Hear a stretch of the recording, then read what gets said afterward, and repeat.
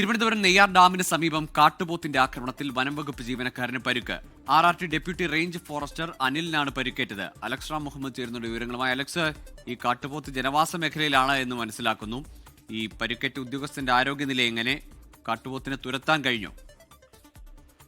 ഗോകുല, കള്ളിക്കാട് പഞ്ചായത്തിൽ നെയ്യാർ ഡാമിന് സമീപം കണ്ടംതിട്ടയാണ്. കണ്ടംതിട്ട ഈ കാട്ടുപോത്ത് ഇറങ്ങിയ സ്ഥലം ജനവാസ മേഖലയാണ്. രാവിലെ 9:30 മണിയോടുകൂടിയാണ് ജനവാസ മേഖലയിൽ കാട്ടുപോത്ത് പ്രത്യക്ഷപ്പെടുന്നത്. അതൊരു ഘടാഘടിയൻ കാട്ടുപോത്താണ് ഈ ജനവാസ മേഖലയിലേക്ക് എത്തിയത്. പരിഭ്രാന്തരായ ജനങ്ങൾ വനംവകുപ്പ് ഉദ്യോഗസ്ഥരെ വിവരം അറിയിക്കുകയായിരുന്നു. തുടർന്ന് വനംവകുപ്പ് ഉദ്യോഗസ്ഥരെത്തി കാട്ടുപോത്തിനെ തുരത്തുന്നതിനുള്ള ശ്രമങ്ങൾ ആരംഭിച്ചു.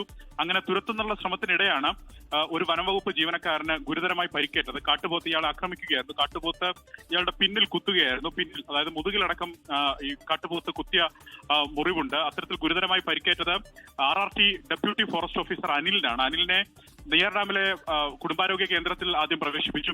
പിന്നാലെ കാട്ടാക്കടയിലെ സ്വകാര്യ ആശുപത്രിയിലേക്ക് അദ്ദേഹത്തെ മാറ്റിയിട്ടുണ്ട്. അദ്ദേഹം ഇപ്പോൾ അവിടെ ചികിത്സയിൽ തുടരുന്നുണ്ട്. ഫോറസ്റ്റ് ഉദ്യോഗസ്ഥർ ഈ കാട്ടുപോത്തിനെ തുരത്തുന്നുള്ള നടപടികൾ ഇപ്പോൾ നടത്തുകയാണ്. അത് സമീപത്തെ ഒരു കുന്നിന് മുകളിൽ കാട്ടുപോത്ത് കയറി നിൽക്കുന്നു എന്നുള്ളതാണ് പ്രദേശവാസികൾ പറയുന്നത്. വലിയ ആശങ്കയിലും വലിയ പരിഭ്രാന്തിയിലുമാണ് പ്രദേശവാസികൾ.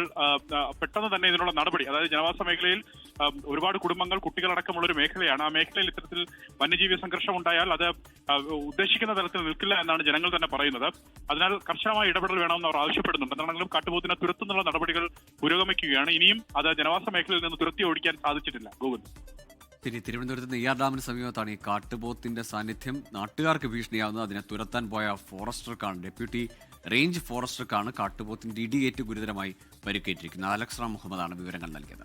ലോകത്തെവിടെയായാലും ഏത് സമയത്തും 24 വാർത്തകളും ഓഗ്മെന്റഡ് റിയാലിറ്റി പാക്കേജുകളും എക്സ്പ്ലെയിനറുകളും വിശദമായി കാണാൻ ഞങ്ങളുടെ യൂട്യൂബ് ചാനൽ നിങ്ങൾക്ക് സബ്സ്ക്രൈബ് ചെയ്യാം.